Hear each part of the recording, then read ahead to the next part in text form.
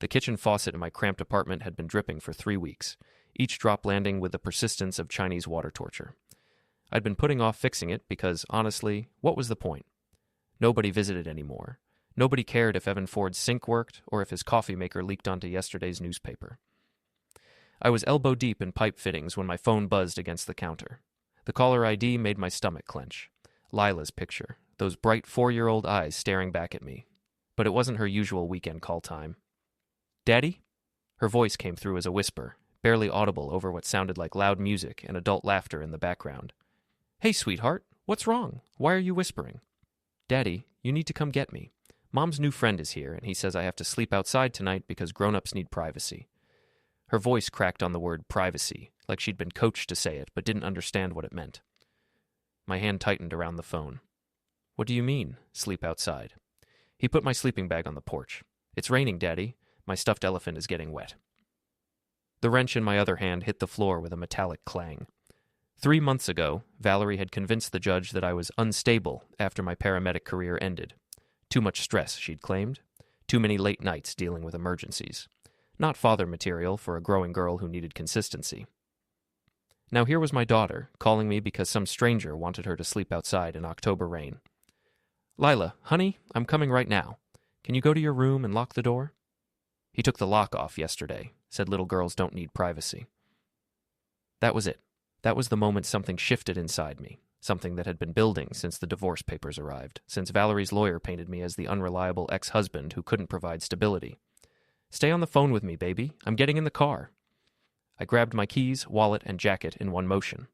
The 30-minute drive to Valerie's house in the suburbs felt like hours, but I used every minute productively. First, I called Mrs. Greeley, the neighbor who'd always been friendly to Lila during pickup visits. "Mrs. Greeley, it's Evan Ford. I need a favor. Can you keep an eye on Valerie's house tonight? Something's not right." "Oh, honey, I was wondering when someone would notice. That new boyfriend of hers has been trouble since day one. Just yesterday I saw him throwing beer bottles at the fence." "Can you document anything you see? Take pictures if possible?" "Already am, dear. Already am." Next, I activated the voice recording app on my phone. Whatever happened tonight, I needed evidence. The family court system had failed Lila once. I wouldn't let it happen again. The rain was coming down harder when I pulled into Valerie's driveway. Sure enough, there was Lila's pink sleeping bag crumpled on the front porch, soaked through. Her stuffed elephant lay in a puddle, one eye hanging by a thread.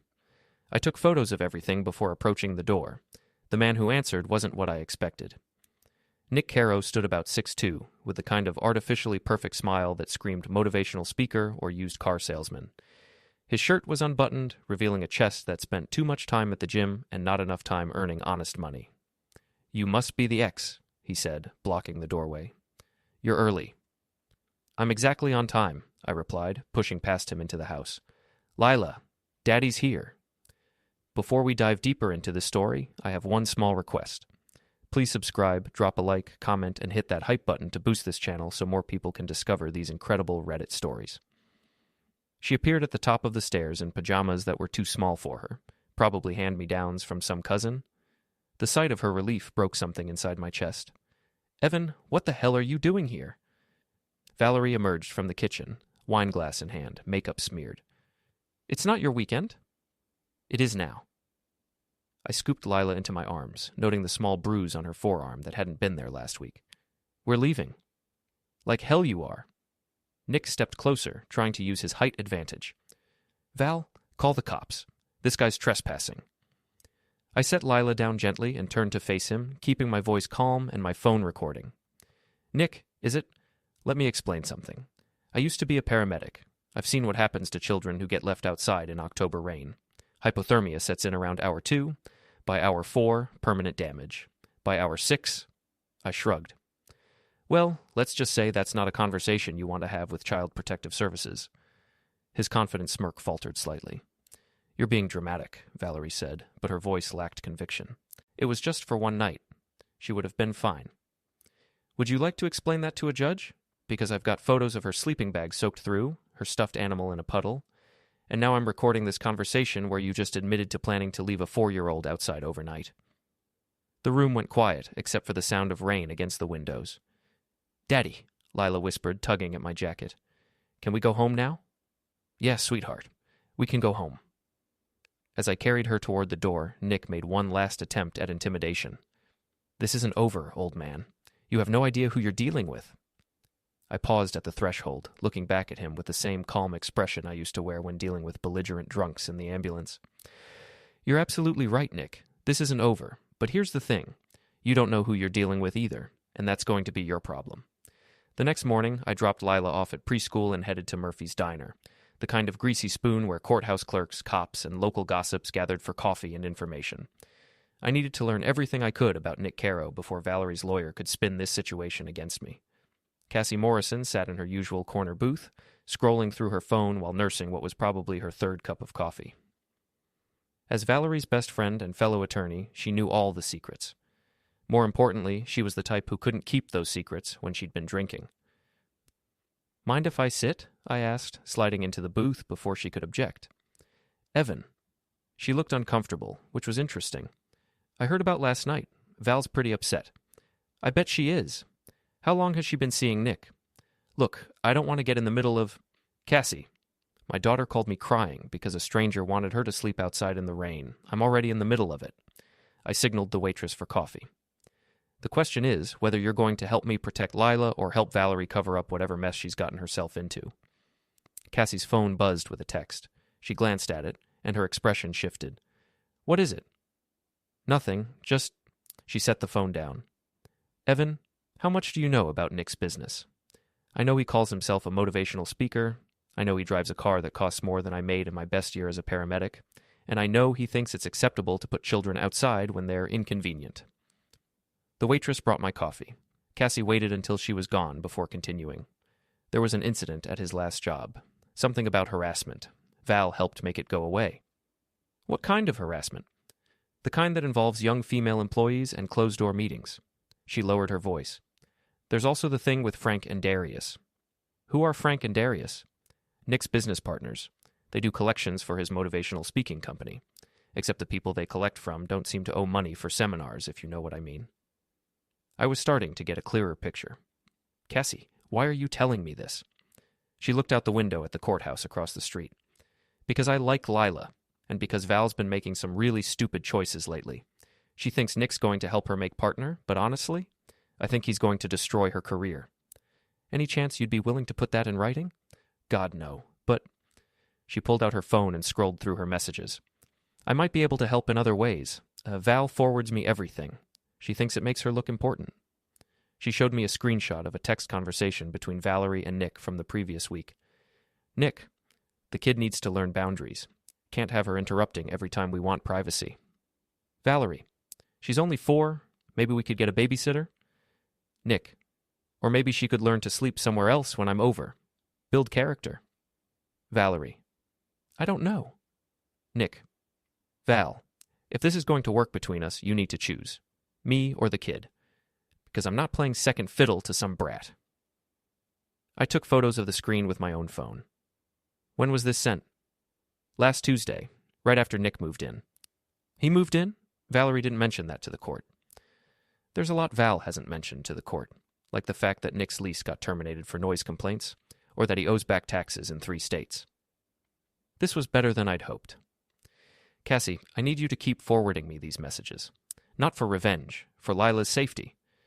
She hesitated, then nodded. "Just be careful, Evan. Nick's not the kind of guy who handles embarrassment well." After leaving the diner, I drove to the school to pick up Lila early.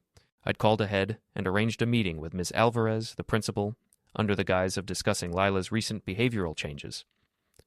"She's been having nightmares," Ms. Alvarez explained as we sat in her office. "Yesterday she told her teacher that monsters live at Mommy's house now. We're required to document these kinds of statements." "What exactly did she say?" "She said the monster has a loud voice and makes Mommy cry. She also said the monster doesn't like little girls and wants to send them away." I felt that familiar tightness in my chest. "Ms. Alvarez, if I were to file for emergency custody modification, would the school provide documentation of these statements?" "If it's in Lila's best interest, absolutely. Evan, I've been doing this for 15 years. Children don't usually make up stories about being unwanted at home." That afternoon, I called my old friend Paul Martinez, who worked in IT support for Valerie's law firm. We'd served together as volunteer firefighters before I became a paramedic, and he owed me a favor from when I'd talked him through a panic attack during a house fire 3 years ago. Paul, I need to know if there's been any unusual activity on Valerie's work computer lately. Anything that might indicate she's been covering up legal troubles for someone. Man, I can't just snoop through attorney files. That's my job. I'm not asking you to break confidentiality.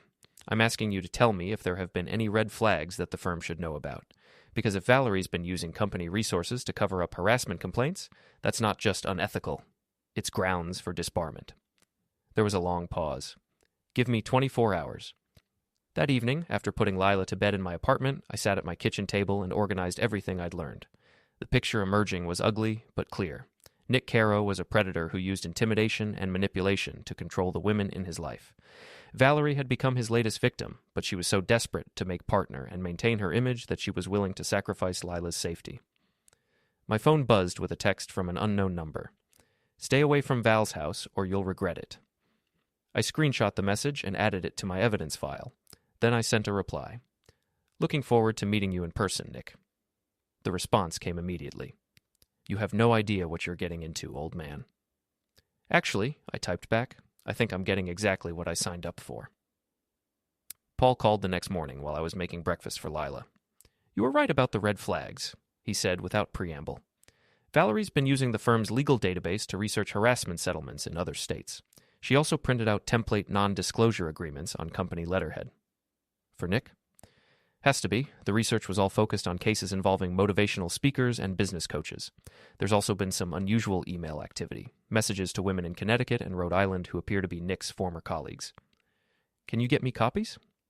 I can't give you the emails directly, but I can tell you that 3 different women have contacted our firm asking about Valerie's relationship with Nick Caro. Apparently word gets around in certain circles. This was the break I needed. Paul, I need you to document everything you found and send it to the firm's ethics committee. Not as a favor to me, as a professional obligation.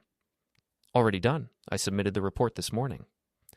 After dropping Lila at school, I drove to the courthouse and filed for emergency modification of custody. The process was straightforward, but emotionally draining.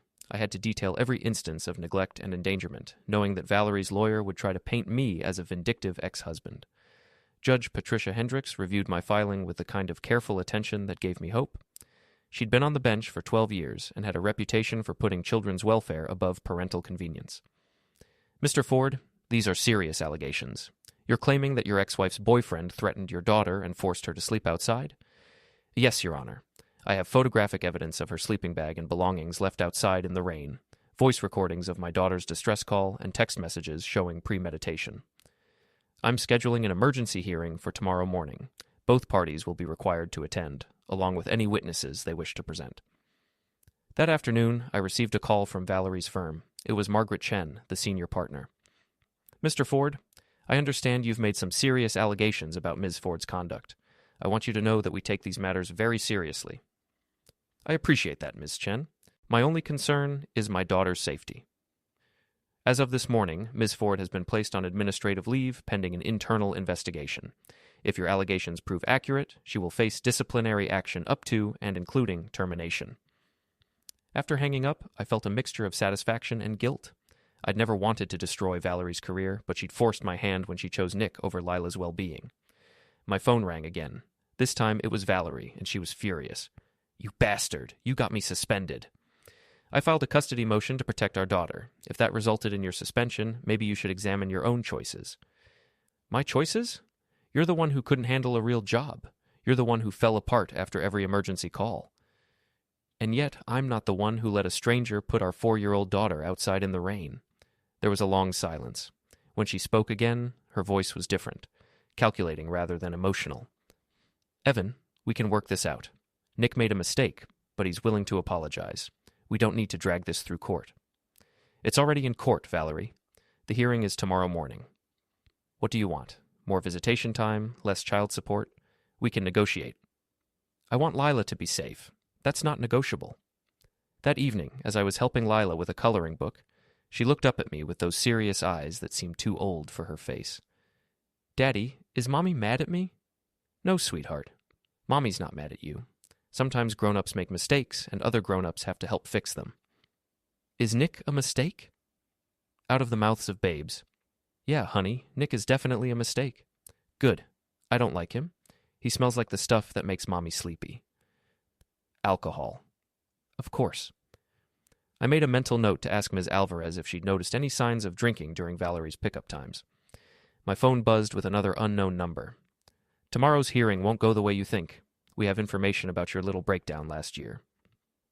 I stared at the message for a long moment, then typed back, looking forward to hearing it. See you in court.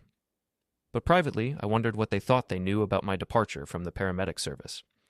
The official record showed that I'd left voluntarily after 8 years to pursue other opportunities. The unofficial record was more complicated. There had been a call, a car accident involving a family with a young daughter about Lila's age. I'd done everything right, followed every protocol, but the little girl hadn't made it.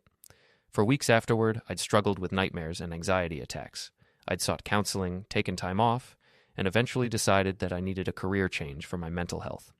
If Nick and Valerie thought they could use my struggle with PTSD against me, they were about to learn that seeking help for mental health issues wasn't the scandal it used to be, especially when compared to child endangerment. I tucked Lila into bed and spent the rest of the evening preparing for tomorrow's hearing. By midnight, I had organized every piece of evidence, prepared responses to likely questions, and mentally rehearsed my testimony. Tomorrow, Nick Caro would learn that underestimating Evan Ford was his first mistake. It wouldn't be his last. The courthouse was busier than usual for a Thursday morning, with lawyers hustling between courtrooms and families waiting nervously on wooden benches that had probably been uncomfortable since the 1970s. I arrived early, wearing my only good suit and carrying a folder thick with evidence. Valerie appeared 15 minutes later with her lawyer, a sharp-dressed woman named Rebecca Torres who specialized in family law. Nick followed behind them, looking every inch the concerned boyfriend in a navy blazer and khakis that probably cost more than my monthly rent. All rise for the Honorable Patricia Hendricks, the bailiff announced. Judge Hendricks took her seat and reviewed the file. This is an emergency hearing regarding custody modification in the matter of Ford versus Ford. Mr. Ford, you're representing yourself? Yes, Your Honor. Ms. Torres, you represent the respondent? Yes, Your Honor. We're here to address what we believe are unfounded allegations made by a father who has shown a pattern of instability and vindictive behavior toward my client. We'll get to that. Mr. Ford, present your evidence. I approached the bench and handed over copies of everything. Photos of Lila's sleeping bag in the rain, audio recordings of her distress call, screenshots of text messages between Valerie and Nick, and documentation from the school about Lila's behavioral changes. Judge Hendricks spent several minutes reviewing the materials. Ms. Ford, did you instruct your daughter to sleep outside on the night in question? Valerie stood, looking composed despite everything. Your Honor, there was a miscommunication. Nick suggested that Lila might enjoy camping on the porch as an adventure. It was never intended as punishment or neglect. In October rain? The weather changed unexpectedly. Miss Ford, I'm looking at text messages where Mr. Caro explicitly states that your daughter needs to learn to sleep somewhere else when he visits. How do you explain that? Rebecca Torres stood. Your Honor, those messages were taken out of context. Mr. Caro was simply suggesting that Lila might benefit from more independence. By sleeping outside? By learning that she can't interrupt adult conversations whenever she wants attention. Judge Hendricks looked skeptical. Mr. Caro, you're not a party to this custody agreement, but since your actions are central to these allegations, I'm going to allow you to speak. Do you believe it's appropriate to require a 4-year-old to sleep outside? Nick stood with the kind of confidence that suggested he'd never faced real consequences for his actions. Your Honor, I work with families all across the country as a motivational speaker and life coach. Children today are often overprotected and lack the resilience that previous generations developed naturally. That's not what I asked. Do you believe it's appropriate to require a 4-year-old to sleep outside in October rain? I believe children need to learn boundaries and respect for adult authority. That's still not an answer to my question. Nick's composure slipped slightly. The situation was temporary and meant to be educational. Educational, Judge Hendricks made a note. Mr. Ford, I'd like to hear the audio recording you mentioned. I played Lila's call on my phone, the courtroom speakers amplifying her whispered voice. Daddy, you need to come get me. Mom's new friend is here, and he says I have to sleep outside tonight because grown-ups need privacy. The silence that followed was deafening. Ms. Ford, your daughter clearly understood this as punishment, not education. She was frightened enough to call her father for help. Your Honor, Rebecca Torres interjected, Mr. Ford has a history of mental health issues that may have influenced his interpretation of this situation. We have documentation showing that he left his previous employment due to psychological instability. Here it was, the attack I'd been expecting. Your Honor, I said, I voluntarily left my career as a paramedic after 8 years of service because I recognized that I was experiencing symptoms of PTSD following a traumatic call. I sought professional help, completed therapy, and made a responsible career change to protect both my mental health and my ability to serve the public. Mr. Ford, do you have documentation of your treatment? Yes, Your Honor. I handed over a letter from my therapist confirming that I'd successfully completed treatment and posed no risk to myself or others. Judge Hendricks reviewed the letter. Ms. Torres seeking mental health treatment is not evidence of instability, it's evidence of responsibility. Do you have any documentation showing that Mr. Ford has ever endangered his daughter or behaved inappropriately during his parenting time? No, Your Honor, but... Then let's focus on the evidence before us. She turned back to me. Mr. Ford, you mentioned documentation from your daughter's school. I presented Ms. Alvarez's written statement about Lila's nightmares and her comments about monsters at Mommy's house. Ms. Ford, your daughter's teacher reports that she's been having nightmares and expressing fear about returning to your home. How do you explain that? Children often have vivid imaginations, Your Honor. Lila may be reacting to the stress of her parents' divorce. Or she may be reacting to the stress of being threatened by your boyfriend. Nick stood abruptly. Your Honor, I've never threatened that child. Sit down, Mr. Caro. You'll speak when I ask you to speak. Judge Hendricks reviewed her notes. Based on the evidence presented, I'm granting temporary emergency custody to Mr. Ford pending a full investigation by Child Protective Services. Valerie gasped. Your Honor, you can't. I can, and I am. Ms. Ford, your daughter will remain with her father until we can ensure her safety in your home. You'll have supervised visitation rights pending the outcome of the CPS investigation. This is ridiculous, Nick exploded. That man is manipulating everyone. Mr. Caro, you are not a party to these proceedings. One more outburst, and I'll have you removed from my courtroom. Judge Hendricks gathered her papers. I'm scheduling a follow-up hearing for 2 weeks from today. Ms. Ford, I strongly suggest you reconsider your living arrangements before then. As the judge left the courtroom, Nick turned toward me with undisguised hostility. You think you've won something here, old man? I think I've protected my daughter. Everything else is just details. This isn't over. You're absolutely right, I replied, picking up my folder. It's not. As I walked toward the exit, I heard Valerie arguing with her lawyer about appeal options and character witnesses. But I wasn't listening closely. I was thinking about Lila, who would sleep safely in her own bed tonight, and about Nick Caro, who had just learned that threatening children has consequences. The real question was, what would he do next? 3 days after the hearing, I was installing new deadbolts on my apartment door when Mrs. Greeley called. Evan, dear, you need to see what's happening over at Valerie's house. What kind of happening? The kind that involves men in suits carrying boxes out of the house and a very large truck with sheriff's department on the side. I dropped my screwdriver. I'll be right there. Lila was at preschool, so I drove straight to Valerie's neighborhood. Sure enough, 2 sheriff's deputies were overseeing what appeared to be an eviction in progress. Valerie stood on the front lawn in her bathrobe, arguing with a man in a business suit while Nick loaded boxes into his car. Mrs. Greeley met me at the property line. Started about an hour ago. Apparently she hasn't been paying the mortgage. The bank finally got tired of waiting. How long has this been going on? Months, from what I hear. She kept telling everyone that Nick was going to help her refinance, but it looks like Nick's been more interested in spending her money than saving it. I watched as Nick carried out what appeared to be Lila's toy chest, loading it into his car alongside his own belongings. Where's he taking my daughter's things? That's what I was wondering. Seems like he's treating everything in that house like it belongs to him. I approached the deputy supervising the eviction. Officer, I'm Evan Ford. I have custody of the child who lives here. Some of her belongings are being removed by someone who has no legal right to them. The deputy, a middle-aged man with the patient expression of someone who'd overseen too many domestic disputes, looked at my custody papers. Sir, you'll need to identify the specific items that belong to your daughter. I pointed to Nick, who was now loading Lila's bicycle into his trunk.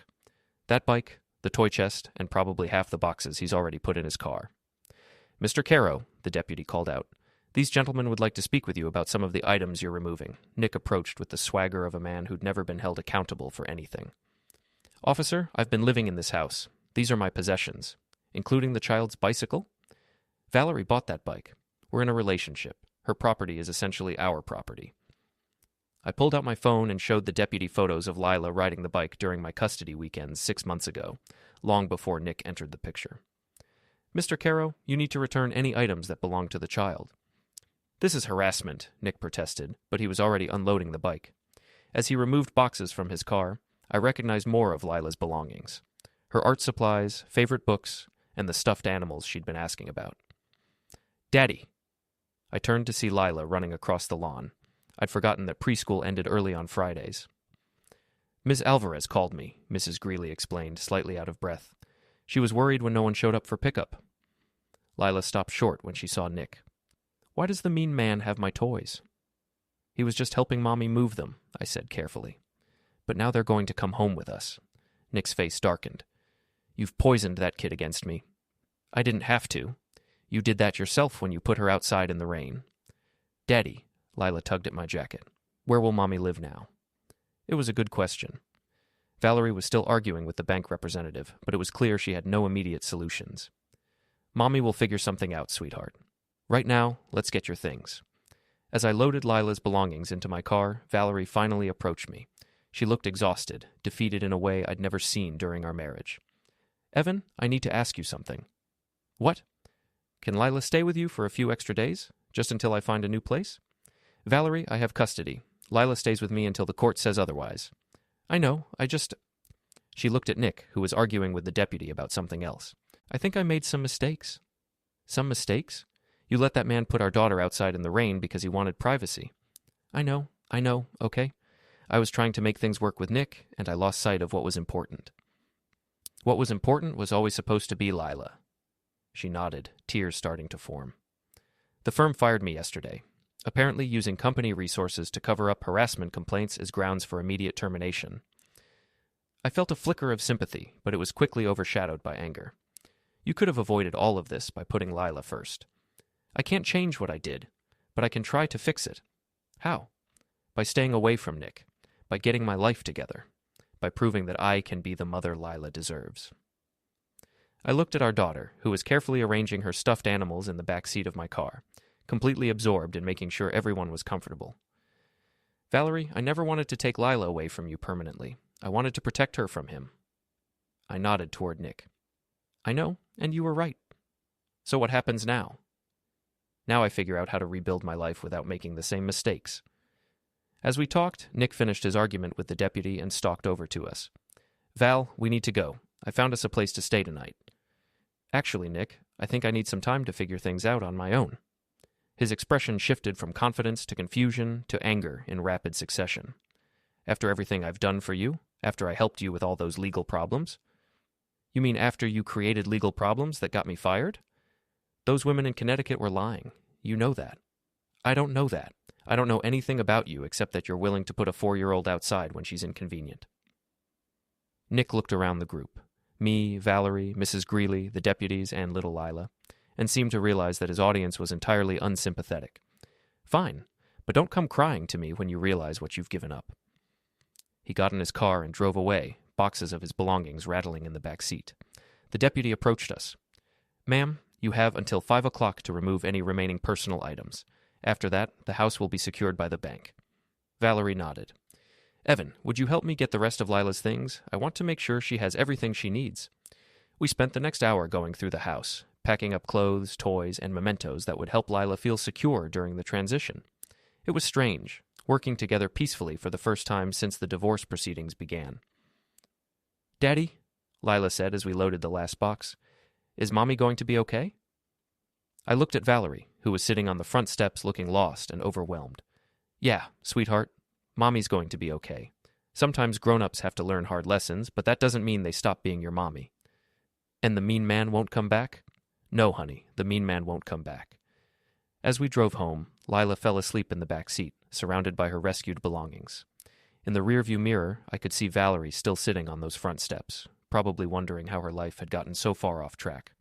I felt a complex mixture of emotions, satisfaction that Lila was safe, sympathy for Valerie's situation, and a grim certainty that Nick Caro wasn't the type to disappear quietly. But for now, my daughter was safe, and that was all that mattered. The rest, as I'd told Nick, was just details.